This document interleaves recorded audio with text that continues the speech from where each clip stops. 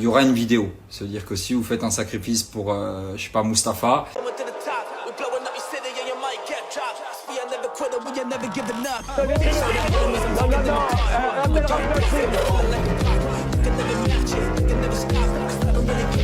Vous fumez, monsieur.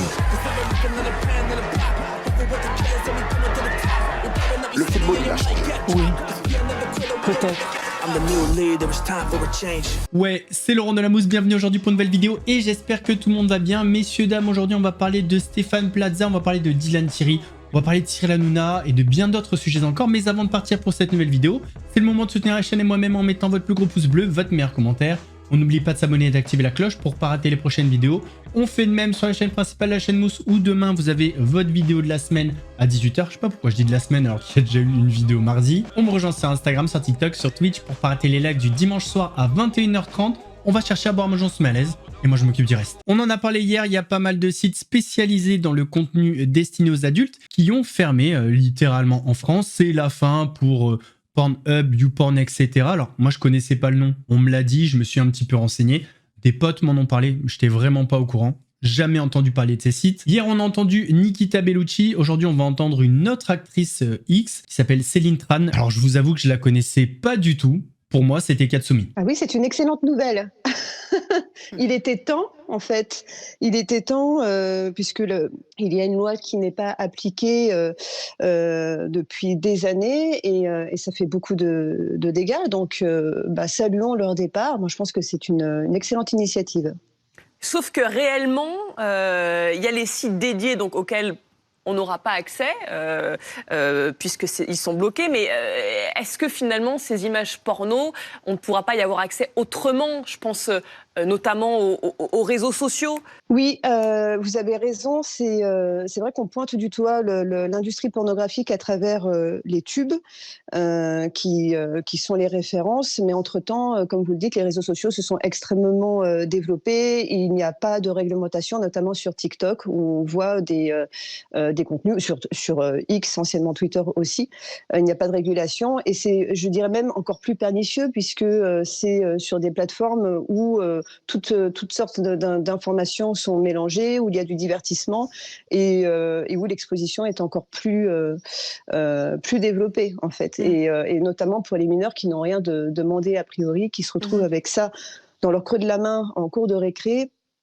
C'est scandaleux. Et puis ça, évidemment, après, c'est une passerelle pour les inviter à consommer et à intégrer ça à leur quotidien. Donc, il y a évidemment d'autres actions à mettre en place.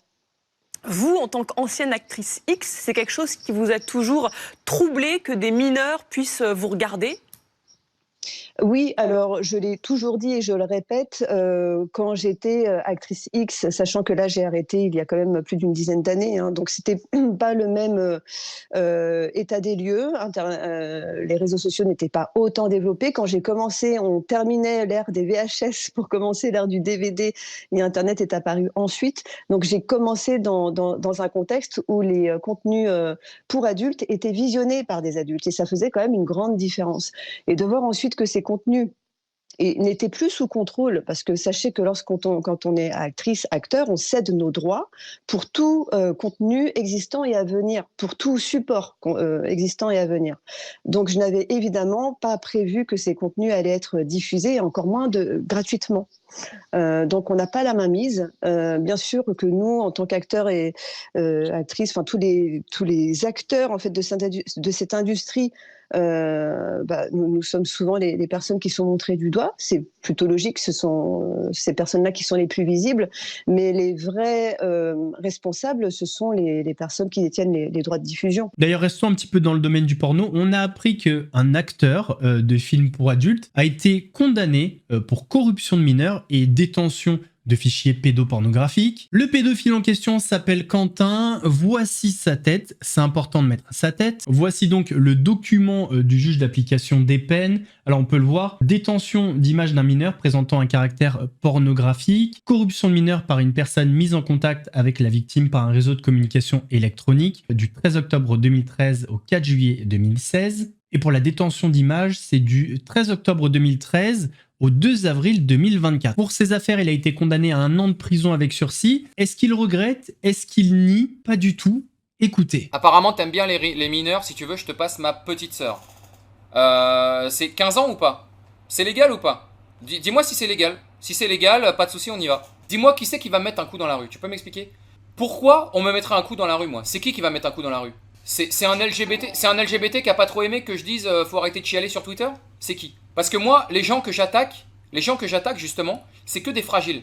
C'est-à-dire c'est que des putains de lavettes qui n'ont absolument pas les couilles de me mettre un coup dans la rue. C'est ça qui est cool avec moi. Tu vois ce que je veux dire? Bon, Quentin, par contre, nous tente pas trop. Ça peut partir vite. Hier, je vous ai passé un extrait de l'émission de Pascal Praud où on voit Pascal Praud se régaler parce qu'il y a des personnes issues de l'immigration, des personnes françaises issues de l'immigration qui dénonçaient les comportements de certains de leur communauté. Pour ça, il s'est régalé. Ça a beaucoup fait réagir en commentaire. J'ai trouvé un extrait qui va vous faire bondir encore plus que celui d'hier. Dans cet extrait, on entend un rappeur. Alors non, c'est pas Booba, c'est pas Caris, c'est pas Nekfeu, c'est pas Orelsan, c'est Chaotique 747. Vous connaissez pas. Écoutez. Bonjour, merci à la rédaction en tout cas de m'accueillir et bienvenue à la maison, à Nice.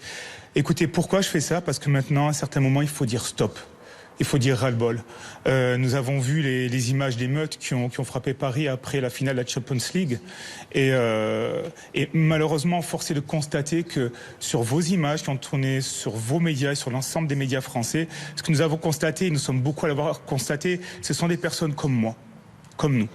Issus de l'immigration, souvent avec des drapeaux sur le dos représentant nos pays d'origine, l'Algérie, le Maroc, la Tunisie ou autres, en train de dégrader des magasins, en train de s'en prendre directement à des policiers. Et d'ailleurs, j'adresse encore tout mon soutien à la famille de ce policier passé dans le coma, de brûler des voitures alors que c'était un soir de fête. Moi, Apolline, je m'appelle Karim. Je suis fier d'être français. Et cette photo-là, c'est mon père, il s'appelle Boubacar Bouchagour. Il vient d'Algérie. Il vit à Constantine. J'ai la chance d'avoir vu la vie, d'être né à la DAS, et j'ai la chance de grandir en France, le pays qui m'a tout donné, qui m'a donné une chance énorme à moi, à mes enfants et à tous mes amis autour de moi, musulmans, juifs, catholiques et autres. Actuellement, on voit une montée des extrêmes de part et d'autre. D'ailleurs, j'adresse aussi un message de soutien, toutes mes condoléances à la famille d'Hichem, ce monsieur mort parce que d'origine tunisienne. La France devient folle. On est en train de se rentrer dedans. Et aujourd'hui, le message, c'est à toutes ces personnes d'origine immigrée, comme moi, comme nous, vous nous faites honte. Et vous êtes en train de jouer contre nous et contre l'avenir de la France, parce que nos anciens se sont battus pour pouvoir jouir de la liberté lors des différentes guerres qui a touché la France. Les tirailleurs sénégalais étaient dans les tranchées avec les autres soldats. On s'est battus pour la liberté de la France. Aujourd'hui, que faisons-nous de cette histoire? Donc, c'est un cri du cœur. Aujourd'hui, effectivement, je suis à la naissance de ce projet, de ce mouvement Lève-toi, qui est un projet populaire. Il s'adresse à toutes les personnes qui aiment la France, peu importe l'orientation sexuelle, peu importe le niveau social, peu importe la couleur de peau ou l'origine. Mais c'est un cri du cœur. Il va falloir construire un avenir meilleur. Effectivement, les élections municipales arrivent. Les élections présidentielles arrivent dans 2 ans. Il reste 2 ans de mandat, Monsieur le Président. Les dernières élections, on s'est retrouvé avec un taux d'abstention de 29%. Le plus haut taux d'abstention, c'était en 69, on était à 31%. Aujourd'hui, il est l'heure de se lever. Il est l'heure de construire l'avenir.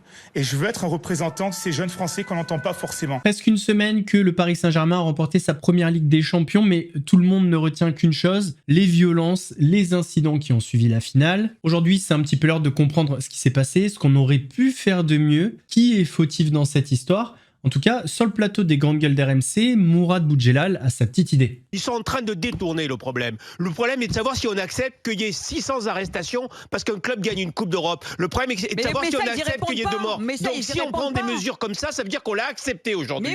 Et qu'il n'y a aucun pays d'Europe où quand une équipe gagne, on aura de tels dégâts. Donc le problème premier, c'est la défaillance de nos dirigeants qui ont laissé faire, alors qu'ils étaient au courant qu'ils risquaient d'avoir des émeutes, qui ont laissé faire des dégâts à ce niveau et qui sont en train d'essayer de le rattraper en disant « Ah mais regardez, on veut faire des peines de prison ferme. » C'est le vrai débat, il est là. Et aujourd'hui, ils ont complètement élucoré le vrai débat pour parler uniquement des peines obligatoires. Alors que le problème de fond, c'est comment a-t-on laissé faire de telles émeutes? Comment a-t-on laissé faire de telles émeutes en France après que le PSG ait gagné une Coupe d'Europe? Est-ce normal qu'on soit le seul pays d'Europe où on ne peut pas avoir avoir une compétition sportive de football ou d'autres sans avoir des émeutes. Le problème de fond, il est là. C'est pas les peines qu'on doit donner après. C'est pourquoi le gouvernement a laissé passer ça.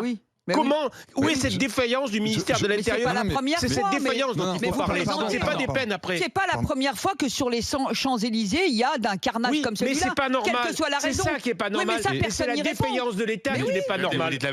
Pardon, Mourad, c'est vraiment le sujet de la sanction qui fait que ces bandes de jeunes là, si on parle largement issus de banlieue, savent qu'ils peuvent descendre sur les Champs-Élysées, tout péter et ils ne puissent pas descendre. C'est le rôle de l'État. Il faut que ça s'arrête. Tu peux pas les arrêter avec des policiers à qui tu dis. Pourquoi il y a qu'en France que ça se passe ça? Attends, tu ne peux pas les arrêter avec des policiers à qui tu dis surtout ne leur faites pas de mal, je veux pas de vagues, etc.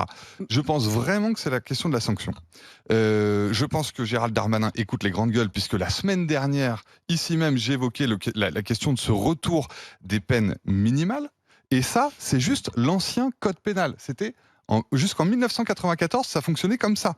À la moindre qualification d'un fait délictuel ou criminel, il y avait une peine incompressible, c'était la peine minimale. Vous n'avez pas répondu. Donc tu es dans l'acceptation. Non, tu es dans l'acceptation. Il faut bien une sanction de toute façon. Ce que je veux vous dire, moi, je n'accepte pas ces émeutes. Je n'accepte pas que l'État laisse passer ces émeutes. On n'invente rien. Il y a 30 ans, il y avait une peine minimale. C'était la même constitution, c'était la même France. D'accord. Nouvelle affaire concernant des députés du Rassemblement national. Il y a un groupe Facebook où il y a pas mal de propos racistes, antisémites. Et sur ce groupe-là, eh bien, il y a des députés du Rassemblement national. Jean-Philippe Tanguy était invité sur le plateau de BFM TV et il a donc répondu à toute cette polémique. Jean-Philippe Tanguy, les Arabes dehors, la France est dirigée par les Juifs sionistes. Ce sont des propos qui ont été tenus dans un groupe Facebook qui s'appelle La France avec Jordan Bardella. Ce groupe Facebook, révélé par nos confrères du média Les Jours, montre que dans ce groupe Facebook où il y a 11 500 membres, où il y a des propos non seulement racistes, mais également homophobes, qui parlent de Macron comme, je cite, d'un petit PD, dans ce groupe, il y a des députés RN. Il y a dans ce groupe le député RN de l'Aisne, le député RN des Alpes de Haute-Provence, le député de Côte-d'Or, la députée de Charente, la députée de l'Essonne, le député de Charente-Maritime, la députée du Gard, la députée d'Haute-Marne et la députée des Bouches-du-Rhône. Mais suite à l'enquête des jours, même vos confrères qui avaient enquêté sur les suites avaient prouvé que nos collègues s'étaient retrouvés sur ce groupe sans le vouloir. Lorsqu'ils ont su qu'ils s'étaient retrouvés sur ce... Enfin, ils disent que ce groupe a sans doute évolué, c'est-à-dire qu'ils ont à un moment cliqué pour rentrer dans ce groupe. Si vous voulez, moi, ça m'est arrivé de me retrouver dans des groupes. Non, mais ça m'est arrivé de me retrouver dans des groupes. Ces groupes peuvent changer d'intitulé. On peut être dans des milliers de groupes, ne pas le voir, ne pas le suivre. Tous ceux qui sont sur Facebook depuis des années savent que malheureusement, on se peut retrouver dans des groupes. Enfin, à un moment, mais vous savez, moi, même après, je ne me suis jamais retrouvé dans ce groupe. Mais peut-être que parce que vous, parce que vous sollicitez comment on se retrouve dans ce genre de groupe. Mais parce qu'on fait aussi de la politique à travers certains groupes Facebook qui, à la base, peuvent être des groupes tout à fait normaux, de mobilisation locale. Moi, ça m'est retrouvé, ça m'est arrivé dans la Somme, et puis un jour ce groupe change de titre, change de propriétaire, change d'administrateur, peut être piraté et devient un groupe délirant. Et oui, quand vous êtes là, dans ça veut quand même dire dizaines de milliers de groupes, alors au minimum, évidemment, si j'écoute votre défense, au minimum, ça voudrait dire que ceux qui au départ ont créé un groupe qui s'appelle quand même, ce groupe s'appelle La France avec Jordan Bardella, sont des gens qui ensuite, alors qu'ils soutiennent Jordan Bardella, sont capables aussi de dire des phrases comme les Arabes dehors, la France est dirigée par les juifs sionistes et Macron petit PD. Mais c'est pas forcément des gens qui soutiennent Jordan Bardella dans la réalité. Vous pouvez aussi avoir dans des groupes qui sont détournés, des gens qui se réclament d'un message et qui portent un autre combat.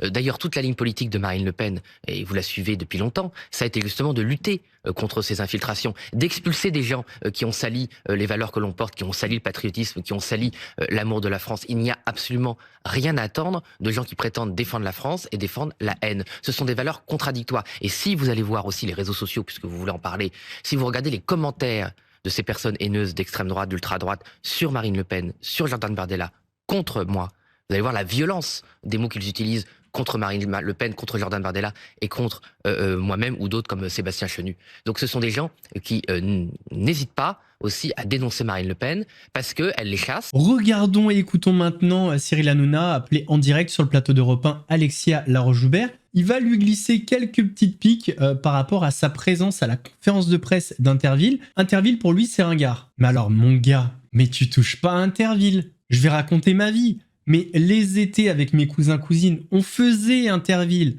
La la la la la la la la la la la. C'est très gênant. La la la la la la. La la la la la. Donc Cyril, Interville, c'est la famille, tu critiques pas. Bon, c'est vrai que ça fait un petit peu chier de pas avoir de vachette, c'est vrai, c'est pas exactement comme avant, mais Interville, c'est Interville. Et toi, soi-disant qui aime le peuple, qui aime les Français, Interville, c'est la France. Donc t'as menti. Écoutez. Qui est à Paris? Allô. On la reconnaît. Comment ça va, ma chérie? Et toi, comment ça va?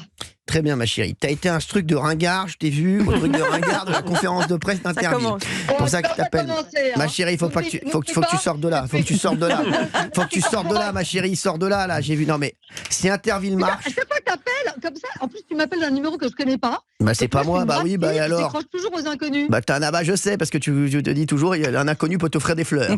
Bah là, c'est moi. Exactement. Et c'est ce que tu veux faire? Bah, bien sûr, mon cœur. Non, je voulais te dire déjà. Alors, tu es sur l'antenne d'Europe 1? Tu es sur l'antenne d'Europe 1. Parce qu'on parlait d'Interville, du service public qui met 18 jeux par jour, qui se foutent de la gueule des Français. Il rajoute Interville sans vachette. Si tu fais ça, c'est hors de question. Hein. Mais je suis à l'antenne, là, tu sais qu'on est à l'antenne. Hein.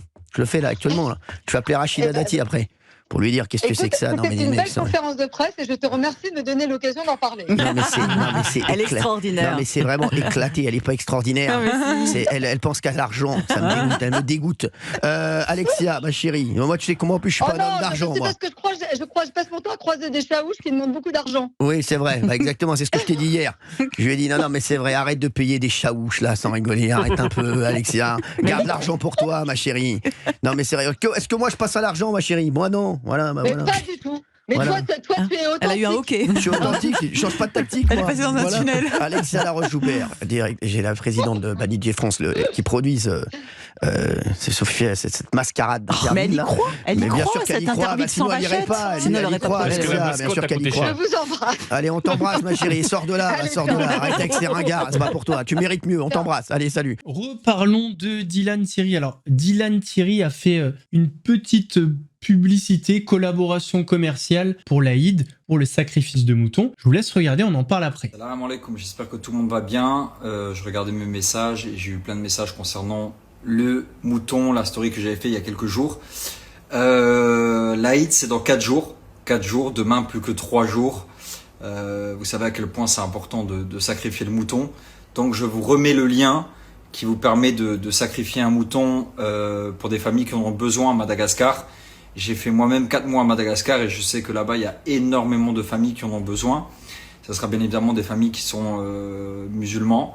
Donc voilà, je vous mets le lien. Vous avez juste à cliquer, réserver votre mouton. Et c'est très important de savoir, chaque sacrifice par personne, par le nom de la personne, il y aura une vidéo. C'est-à-dire que si vous faites un sacrifice pour, je sais pas, Mustapha, et ben vous aurez une vidéo du début jusqu'à la fin du sacrifice du mouton.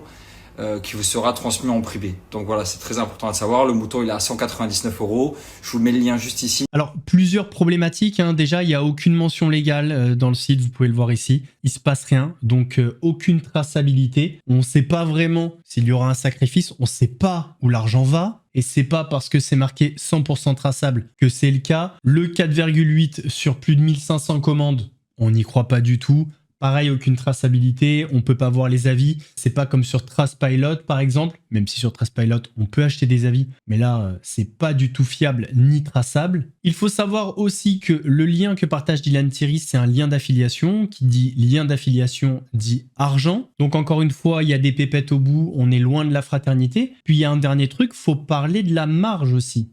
Il y a une énorme marge qui est faite. Là, il vous parlait de 199 €. Quand vous allez sur le site Hello Asso, vous avez donc l'association Le Sourire des Autres. Vous pouvez faire un don pour l'Aïd à Madagascar. Et là, vous avez plus d'infos. Le prix d'un mouton est de 65 € et celui d'une chèvre, 50 €.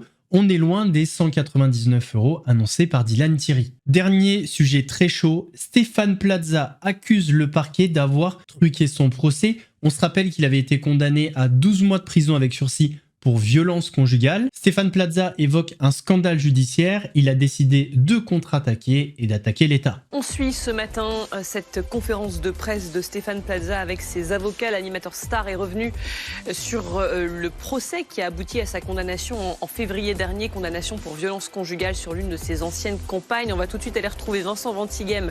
Vous avez suivi cette conférence de presse. Il dénonce un procès truqué, c'est ça Stéphane Plaza ce matin ? Exactement, ce sont les mots de Stéphane Plaza et surtout de ses deux avocats. Le procès a été truqué par le parquet de Paris. Le parquet de Paris qui l'accuse d'avoir commis un faux en écriture publique en expliquant que c'est un crime qui conduit à une condamnation de 15 ans de réclusion criminelle. Voilà ce que dit Stéphane Plaza pour dénoncer le traitement judiciaire. Si ce procès n'avait pas été truqué, j'aurais sans doute été innocenté, je n'aurais pas été condamné. Voilà les mots qu'a choisi donc l'ex-animateur préféré des Français et surtout ses avocats qui ont annoncé par conséquent qu'ils avaient fait délivrer ce matin une assignation de l'État pour faute lourde devant la justice parce qu'ils estiment, je le disais, que le procès a été truqué, que le parquet de Paris en fait n'a pas donné les éléments à décharge qui auraient permis à Stéphane Plaza de faire valoir son innocence alors qu'il a été condamné, vous le disiez, un juillet à 12 mois de prison avec sursis pour des violences habituelles sur l'une de ses anciennes compagnes. Ce qu'il faut bien comprendre dans ce dossier qui est un peu technique, c'est les deux compagnes qui ont accusé Stéphane Plaza de faits de violence. Stéphane Plaza les avait accusés au préalable de l'avoir cyberharcelé sur les réseaux sociaux. Or, cette procédure a été classée sans suite par le parquet et c'est ça que reproche aujourd'hui l'animateur au parquet de Paris parce que pour lui, ça n'aurait pas dû être classé parce que les éléments sont là pour prouver que ces deux anciennes compagnes l'avaient bien harcelé sur les réseaux sociaux, l'avaient bien menacé sur ses réseaux sociaux par différents messages et cette procédure n'aurait pas dû être classée et aurait dû servir au débat lors de son procès. Voilà pourquoi il assigne l'État aujourd'hui pour faute lourde et pour tenter in fine de faire valoir son innocence.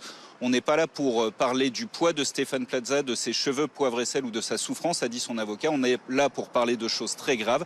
Cette assignation, ce procès truqué par le parquet, voilà ce qu'ils ont annoncé ce matin. Affaire à suivre. Messieurs, dames, on arrive à la fin de cette vidéo. J'espère qu'elle vous a plu. Si c'est le cas, votre plus gros pouce bleu, votre meilleur commentaire. On n'oublie pas de s'abonner et d'activer la cloche pour ne pas rater les prochaines vidéos. On fait de même sur la chaîne principale, la chaîne Mousse, où demain vous avez une vidéo à 18 h. On me rejoint sur Instagram, sur TikTok, sur Twitch pour ne pas rater les lives du dimanche soir à 21 h 30. Nous, on se donne rendez-vous samedi pour une nouvelle vidéo d'actu. En attendant, prenez soin de vous. Laurent de la Mousse vous salue. C'est mousse, très frais comme une mousse, léger comme le houmous, piquant comme un pimousse, un gros lion de course, tu cries, t'as la frousse, j'arrive à la rescousse. Regarde, ouais, c'est